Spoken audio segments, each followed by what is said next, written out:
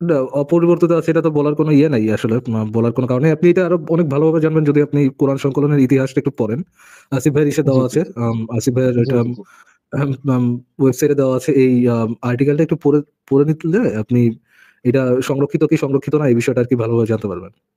আচ্ছা, একটা just last question. তো উসমানকে হত্যা করছিল কি উমরের ছেলে? এই ব্যাপারটা কি মানে আমি মানে সিউর না, যদিও আমি কি মানে ঠিক বললাম কিনা? ওরকমই ওটাই পসিবিলিটি আছে আর কি। তারা তো সবাই আর কি অ্যাসাসিন হয়েছিল, আমার এক্স্যাক্টলি মনে নেই। হ্যাঁ, আমি এখানে তো শুনছিলাম যে আবু উসমান বকর ওই কুরআনে, জি, আমি শুনছিলাম যে উসমান কুরআনে তার নিজস্ব অনেক কথা ঢুকাইছে। এইজন্য উমরের ছেলে উনাকে লাঞ্ছিত করতে, করতে ধরে নিয়ে আসছিল যে দাড়ি ধরে কুরআন টানে নিয়ে বিকৃত আসছিল আর করছে। কি। হ্যাঁ, হ্যাঁ, এখন এটা। তাকে হত্যা করা তারপর হয়েছিল কিনা ওই সময় এটা এটা বলতে পারছি না, বাট দাড়ি ধরে অপমান করা হয়েছিল, হ্যাঁ, মানে কুরআন বিকৃত করার কারণে এটা করা হয়েছিল। বিকৃত করার কারণে। এটা আমি কোথাও পড়ছি। আর হচ্ছে নবী যার কাছ থেকে কুরআন শিখা নেওয়ার জন্য সবচেয়ে বেশি জোর দিছিল তার নাম মনে হয় মাসুদ বা কেউ। মাসুদ, হ্যাঁ, তো আব্দুল্লাহ আব্দুল্লাহ মাসুদ রাইট। নাকি জানি নাম হয়। হ্যাঁ, হ্যাঁ, মাসুদ। তো উসমান মনে হয় তার কাছ থেকে কোনো আয়াত গ্রহণই করে নাই। তো এটা মনে হয় একটা কারণ ছিল যে এবং কোরআন গ্রহণ করা হয়েছে এমন এমন ব্যক্তি থেকে যার থেকে কোনো হাদিস গ্রহণ করা হয় নাই, যাকে লোকজন হ্যাঁ, চোর, বই চোর বলে জানতো, এরকম এরকম ইয়ে।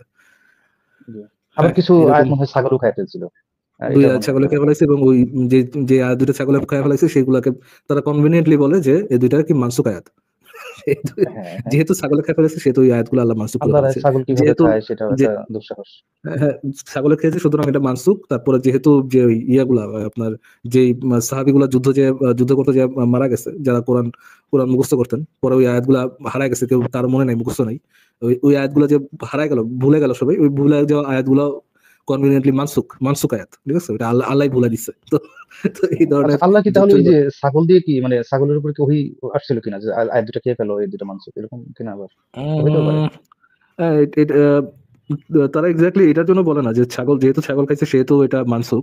তারা দুইটা রিজন দেয়। রিজনটা হচ্ছে আপনার আহ, প্রথম দুইটা আয়াত ছিল, এক হচ্ছে দুধ পানের আয়াত, আরেকটা হচ্ছে আপনার আহ, আপনার পাথর মেরে হত্যা করার আয়াত। দুধ পানের আয়াতটাতে তারা রিজন দেয় যে যেহেতু মোহাম্মদের যে বউরা আছে, মোহাম্মদের বউরা এই দুধ পানের আয়াতটা পছন্দ করতো না, তারা এটা করতো না, তারা তারা এই জিনিসটা ঘিন্না লাগতো তাদের কাছে, সেহেতু সেহেতু এই আয়াতগুলো মানসুক, দুধ পানের আয়াতটা মানসুক।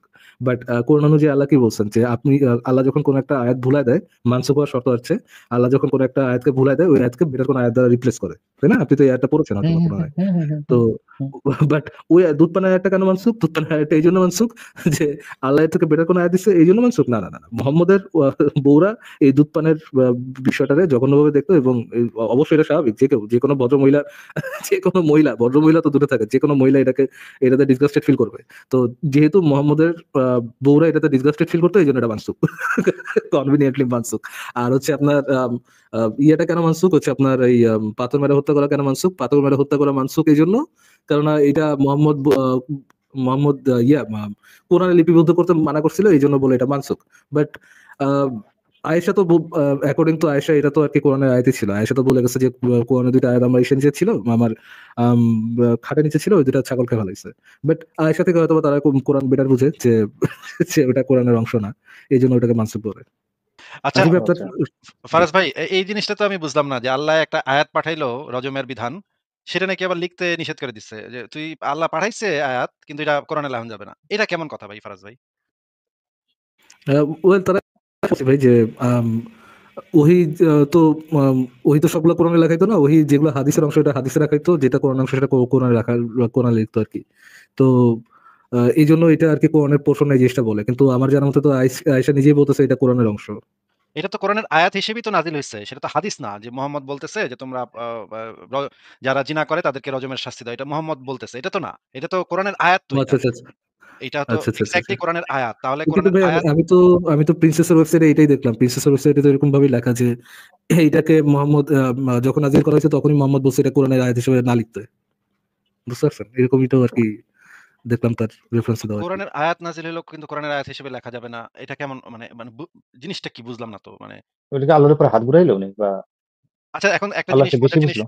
মজার জিনিস দেখি আমরা, মজার জিনিস একটু দেখি যে আ দেখেন যে কোরআনের থেকে কিন্তু মুহাম্মদের পাকনামি বেশি, হ্যাঁ? দেখেন ১ম এ আমরা একটু এই যে আমাদের মানে হুজুর আহমদুল্লাহ হুজুরের বক্তব্যটা একটু শুনে নিই। এখানে কি বলে সে শুনি। এই হাদিস অস্বীকারের ফিতনা আমাদের দেশে বিভিন্ন গ্রামে গঞ্জে শহরে বিভিন্ন জায়গায় ছড়িয়ে পড়েছে। কিছু লোক দেখবেন তারা বলে যে শুধু কোরআন মানতে হবে, কোরআন, হাদিস না, হাদিসের মধ্যে অনেক ভেজাল আছে। এরকম কিছু লোক বাইরে হয়েছে না? ভাইরা আমার, মনে রাখবেন যে আল্লাহ তাআলা কোরআন নাজিল করেছেন, সে আল্লাহ তাআলা এই কোরআন ব্যাখ্যা করার জন্য রাসূলও পাঠিয়েছেন। আপনি যদি রাসূল সাল্লাল্লাহু আলাইহি ওয়াসাল্লামের হাদিস না নেন, অর্থাৎ তার ব্যাখ্যাটা না নেন, শুধু কোরআন মানতে চান, 1450 বছর আগে কোরআন নাজিল হয়েছে। আল্লাহ তাআলা কোরআনে পাইকারি কথা বলেছেন। 1450 বছর আগে কোরআন নাজিল হয়েছে, আল্লাহ তাআলা কোরআনে পাইকারি কথা বলেছেন। ইশারা ইঙ্গিতে বহু নির্দেশ আল্লাহ দিয়েছেন। এমনকি আপনি ৫ ওয়াক্ত নামাজের কথাই বলেন, আপনি যাকাতের কথাই বলেন। যারা হাদিস অস্বীকার করেন তাদের কথা শুনলে মনে হবে যে একেবারে দুধের মতো পরিচ্ছন্ন তাদের কথা, কিন্তু কি পরিমাণ ভেজালে পরিপূর্ণ দেখেন। তাদেরকে হাদিস থেকে কোনো কথা বললে বলবেন আমি হাদিস গ্রহণ করবো না, ভাবি এই হাদিস বাদা ইউমিনু, কোরআনের পরে আর কিসের হাদিসের কথা মানবো। আয়াতের অপব্যাখ্যা এবং ভুল তর্জমা করে বলে যে কোরআনই তো হাদিস, আবার কিসের হাদিস। তারা কোরআন ছাড়া কোনো হাদিস নিবে না। অথচ কোরআনের একটি আয়াতের ব্যাখ্যাও যদি তাদেরকে করতে দেওয়া হয় যে এটা ডাইরেক্ট শুধু কোরআন থেকেই ব্যাখ্যা করবেন, কোনো তাফসীর হাদিস কোনোটার কোনো সহযোগিতা নেবেন না, তাহলে একটি আয়াতের ব্যাখ্যা তারা করতে পারবে না। যদি করতে হয় তাকে মন গড়া ব্যাখ্যা করতে হবে, তার ভিত্তিহীন ব্যাখ্যা করতে হবে। তাহলে আমি আমার মতো ব্যাখ্যা করবো, আরেকজন ব্যাখ্যা করবো। ইসলাম তাহলে একটা খেলতামাশায় পরিণত হবে। প্রকৃতপক্ষে ইসলামকে যারা দুনিয়া থেকে ধুয়ে মুছে পরিষ্কার করে দিতে চায়, তাদের ষড়যন্ত্রগুলোর ভিতরে একটা বড় ষড়যন্ত্র হলো এটা যে ডাইরেক্ট ইসলামকে আঘাত করা যাবে না, তাহলে হাদিসকে অস্বীকার করা ধোয়া এবং পায়তারা হলো। ভালো করে শুনে রাখেন, যারা হাদিস অস্বীকার করে এদের অনেকের চালাকি হলো, তারা বলে না আমরা হাদিস অস্বীকার করি না। তাহলে কি করেন? বলে কোরআনের সাথে যেগুলো কন্ট্রাডিক্টরি সেগুলো আমরা বাদ দিই, কোরআনের সাথে মিল খালি সেগুলো আমরা নেই। তো কোরআনের সাথে সামঞ্জস্যপূর্ণ হওয়া মানে কোরআনে যা বলছে একই কথা হাদিসে, তাহলে হাদিস থেকে নতুন কিছু মানা হলো না। এটা হলো সবচেয়ে বড় শয়তানি এবং সবচেয়ে বড় বিভ্রান্তি এবং সবচেয়ে বড় ষড়যন্ত্র। মনে রাখবেন, শুধুমাত্র কোরআনই আমাদেরকে অনুসরণ করতে হবে, হাদিসের কোনো দরকার নাই। তাহলে আল্লাহ রাসূল কেন দিয়েছেন বলেন? কোরআনটা একসাথে কেন দেন নাই? 2 আয়াত দিয়া, 5 আয়াত দিয়া, 2 সপ্তাহ 1 মাস কেন গ্যাপ দিয়েছেন? এটা ব্যাখ্যা করবার জন্য। আল্লাহ তাআলা কোরআনে স্পষ্টই বলেছেন যে আপনার প্রতি এই জিকির, এই কোরআন নাজিল করেছি আমি, এর একমাত্র উদ্দেশ্য এবং কারণ, এটার উদ্দেশ্য এবং কারণ হলো লিতুবাইয়িনা লাহুম মা নুজিলা ইলাইহিম, যাতে করে কোরআনে যা নাজিল হয়েছে এটা আপনি ব্যাখ্যা করে দেন। এই ব্যাখ্যা করে দেওয়ার জন্যই আপনার কাছে নাজিল করা হলো। তাহলে ব্যাখ্যা করে দেওয়া নবী সাল্লাল্লাহু আলাইহি ওয়াসাল্লামের কর্তব্য। এখন তার ব্যাখ্যাটা আপনি নেবেন না, আপনার মন মতো নেবেন, নিজে ব্যাখ্যা করবেন, এটা হলো সুস্পষ্ট গোমরাহি।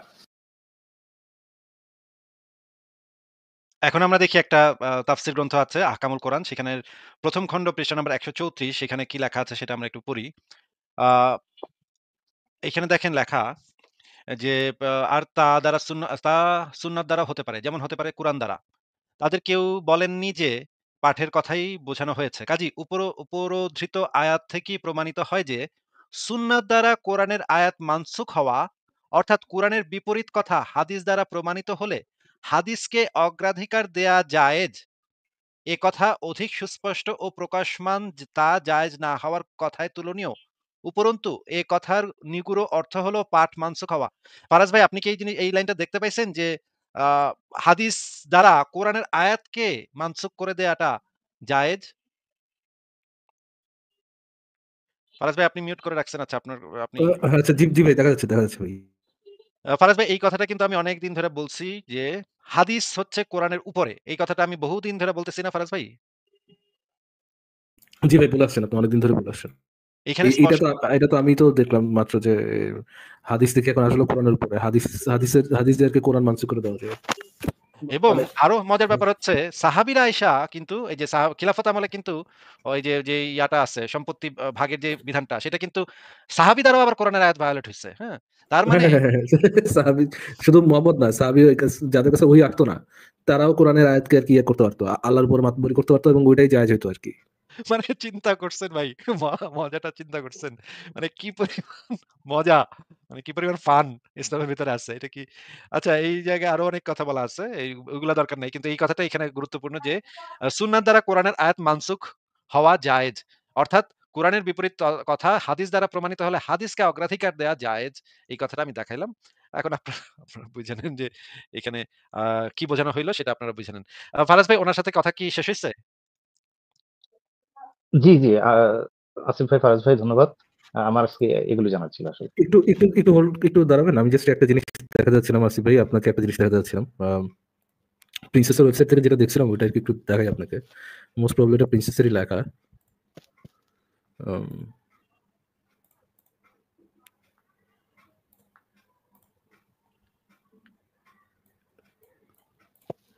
হ্যাঁ, সরাই দিছি, দেখেন। হ্যাঁ। এই যে কোরআনের কিছু আয়াত কি বকরিতে খেয়ে ফেলেছিল বাই আওয়ার মোহাম্মদ প্রিন্সেস। তো প্রিন্সেস সম্পর্কে, এই সম্পর্কে যেটা লিখেছে, আম, রজম সম্পর্কে যেটা লিখেছে সেটা হচ্ছে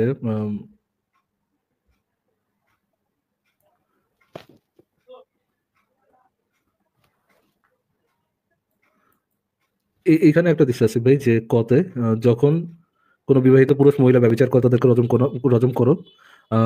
আহ, আমি রাসূলুল্লাহ সাল্লাল্লাহু আলাইহি ওয়াসাল্লামকে বলতে শুনেছি, যখন কোনো বিবাহিত পুরুষ মহিলা ব্যভিচার করে তাদেরকে উভয়কে রজম করো। এটি শুনে ওমর বললেন, এটা যখন নাজিল হয়েছিল আমি নবী সাল্লাল্লাহু আলাইহি ওয়াসাল্লামের নিকট আসলাম এবং তিনি লিপিবদ্ধ করবো কিনা জানতে চাইলাম। তিনি বললেন তিনি তা অপছন্দ করেন। আর 2 নম্বরে দেখেন এই হাদিসটাই আরেকটা মানে ভার্সন দেওয়া। মানে আয়াত নবী এটা অপছন্দ করে এটা লিখতে দেয়নি। দেখছেন নবীর কি ধৃষ্টতা দেখছেন? আল্লাহ পাক একটা কত কষ্ট করে একটা আয়াত নাজিল করছে। নবী মানে ওইটা নাকি লিখতে অপছন্দ করছে। নবীর পছন্দ অপছন্দ দিয়ে কি আল্লাহ চলবে ভাই বলেন তো? আরেকটা জিনিস দেখেন আসিফ ভাই, এইটা কি আসলে এরকমটা ঘটছিল কিনা আমার জিনিসটা একটু উইয়ার্ড লাগতেছে। দেখেন, হে আল্লাহ রাসূল, একই একই জিনিস হয়তোবা, হে আল্লাহ রাসূল আমাকে আয়াতটি লিখে দেওয়া হোক, আমাকে রজমের আয়াতটি লিখে দেওয়া হোক। তিনি রাসূলুল্লাহ বলেন আমি এটা করতে পারবো না। আহ, এখন যদি জিনিসটা এরকম হয় যে আমাকে লিখে দেওয়া হোক, মানে ওমরকে লিখে দেওয়া হোক এই জিনিসটা, আহ, আর মোহাম্মদ বলে এটা আমি করতে পারবো না, তার মানে কি এটা সে কোরআনের ইনক্লুড করতে চাচ্ছে না? জিনিসটা কি এরকমটা বুঝায় কিনা আর কি, এরকমটা শোনায় কিনা আসিফ ভাই? কিন্তু ফারাজ ভাই এখানে আরেকটা জিনিস হইতে পারে যে কোরআনের আয়াত হিসেবে যদি এটা লিপিবদ্ধ হয়ে যায়, তাহলে কিন্তু কখন এটা মুহাম্মদের উপরে আইসা পড়বে, এই রজম করে দিবে মুহাম্মদরে। এটা কিন্তু একটা বিপদের আশঙ্কা হইতে পারে। মুহাম্মদ কিন্তু এই কারণেও হইতে পারে যে এটা লিখতে না করে দিছে। মানে মৌখিকভাবে রাখছিল। লিখতে টিখতে না। কখন কখন এর মাথায় কেরা উঠে এটা তো বলা যায় না, তাই না? না, আসলে আমি যেটা যতদূর মনে হচ্ছে আমার এটা দেখে আর কি, যে আম, আহ, এইটা হয় এমনও হইতে পারে জিনিসটা আর কি, যে এটা তাকে লিখে দিতে বলছিল মোহাম্মদের কোনো সাহাবা দ্বারা বা কাউকে দ্বারা লিখে দিতে বলছিল, মোহাম্মদ বলছে যে আমি এটা করতে পারবো না, বা ইচ্ছা করতেছে না, সামথিং এরকম তো হইতে পারে। দেখেন এই যে এখানে লেখা আয়াত, রজমের আয়াতটি লিখে দেওয়া হোক, রাসূলুল্লাহ বলেন আমি যেটা করতে পারবো না। এখন আমি ভাই আরবি জানি না, আমি এটা দেখে যতদূর মনে হচ্ছে ওর বললাম আর কি। এখন তো কিন্তু কোরআনের যে কোনো মানে আরবি যে কোনো একটা লেখার ইন্টারপ্রিটেশন করার দায়িত্ব, মানে একমাত্র দায়ভার তো হচ্ছে যারা মুমিন এবং যারা হচ্ছে আলেম, তাদের যে কোনো ইন্টারপ্রিটেশনে তো আপনাকে অন্ধভাবে মেনে নিতে হবে, রাইট? তো তো এই জন্য আর কি আগে সারেন্ডার করে দিলাম। কিন্তু তাদের ইয়ে যে যতটাই বুলশিট হোক। জি। কিন্তু লাউহে মাহফুজে যদি এই আয়াতটা লেখা থাকে যে যারা জিনা করবে তাদেরকে রজম করো। এটা যদি লাউহে মাহফুজে লিখিত থাকে, তাহলে এই কোরআনে এটা থাকবে না কেন? বা মুহাম্মদ কেন এটা করতে অপছন্দ করবে? কেন চাইবে না? কেন এটা নিয়ে মানে গড়িমসি করবে? এইটা তো তাইলে তো মুহাম্মদকে ধরা দরকার ছিল যে এই তুই এটা দিবি না কেন? লিখবি না কেন কোরআনের ভিতরে? হ্যাঁ, দেখেন আসিফ ভাই, যে ইয়ে যে হাদিসটা, প্রথমত যে হাদিসটা আয়েশা থেকে বর্ণিত, তিনি বলেন রজম ও বয়স্কর 10 ঢোক রজম ও বয়স্কদের 10 ঢোক দুধ পানের আয়াত নাজিল হয়েছিল এবং সেগুলো একটি সহিফায় আমার খাটের নিচে সংরক্ষিত ছিল। যখন রাসূলুল্লাহ সাল্লাল্লাহু আলাইহি ওয়াসাল্লাম ইন্তেকাল করেন, তার ইন্তেকালে ব্যতিব্যস্ত হয়ে পড়লাম, তখন একটা বকরি সেটা খেয়ে ফেলে। মানে আয়াত হিসেবে তো নাজিল হয়েছে, দেখেন আয়েশার আয়াত কথা অনুযায়ী আর কি। আয়াত হিসেবে নাজিল হইছে এবং একটা লিখিতও তো হয়ে গেছে। রজমের আয়াতটা তো লিখিত হয়ে গেছে নাকি? হ্যাঁ, হ্যাঁ, মানে ইসের সাথে কোরআনের আয়াতের সাথে কোরআনের আরেকটা আয়াতের সাথে লিখিত হয়ে গেছে আর কি। তাইলে এটা মানে এগুলা মিলাবে কেমনে ভাই? এগুলা তো একটাও তো অনেক এরকমের মানে প্রবলেম তো অনেকগুলা। এগুলা মিলাবে কেমনে ভাই? আশ্চর্য। অন্ধবিশ্বাস দিয়ে কত কিছু মিলাবে আর। কিন্তু আসিফ ভাই তাহলে আপনি যে কি এটা জানেন না বলছিল, যে কিন্তু আসিফ ভাই আপনি কি এটা জানেন না যে এটা সম্পর্কে মুমিনরা যে দাবিটা করবে, এই ওই দাবিটা যতটাই বুলশিট হোক না কেন, ওইটা আপনাকে মেনে নিতে হবে, এই জিনিসটাকে আপনি জানেন না। অবশ্যই, ওটা তো অবশ্যই। কোনো হ্যাঁ। নাকি দড়ি বাঁধা। যুক্তিযুক্তি তো, হ্যাঁ, হ্যাঁ, ওখানে কোনো যুক্তিযুক্তি তো তারা মানে না, এবং আপনিও মানে আপনার পক্ষেও মানা তো হারাম। তো তারা যেটা দাবি করবে সেটাই তো আপনাকে অন্ধভাবে মেনে নিতে হবে, রাইট? হ্যাঁ। ঠিক আছে তাহলে তো আল্লাহ তাহলে ইচ্ছা তার আসিফ কিভাবে ভাই, মেনে নিতে হবে। ফারাজ ভাইয়া, আমরা কি এটা মানতে পারি যে কোরআন অবশ্যই বিকৃত হয়েছে? ওমরের ছেলে যে দাবিটা করছিল যে ওসমান বিকৃত করছে, আমি তো দেখতেছি হ্যাঁ, এখানে বকরি থেকেই বিকৃত হয়েছে। ওমরও তো বলে গেছিল না আসিফ ভাই, যে তোমরা কোরআন পড়ার সময় বলো না যে তোমরা পুরা কোরআনটা পড়তে পারতেছো, এরকম একটা কথা ওমর বলে গেছেন না আসিফ ভাই? ওমর না হ্যাঁ, ওসমান বলে গেছেন না? ওমরের একটা ইসে আছে, হাদিসে আছে যে আ এইরকমই একটা কথা বলা আছে যে মানে এখন হাদিসটা ঠিকমতো মনে পড়তেছে না। আমি পরে বের করে যে বলব। তোমরা যখন কোরআন পড়বা, এইটা মনে করো না যে তোমরা পুরা কোরআনটা পড়তেছো, বা এটা বলো না যে তোমরা পুরা কোরআনটা পড়ে ফেলছো। বোধহয় এরকম বোধহয় হতে পারে। ঠিক আছে ফারাজ ভাই, আসিফ ভাই, থ্যাংক ইউ। ঠিক আছে সালমান ভাই, তাহলে আপনাকে বিদায় জানাই। ভালো থাকেন। জি, থ্যাংক ইউ ভাই। পরের জনকে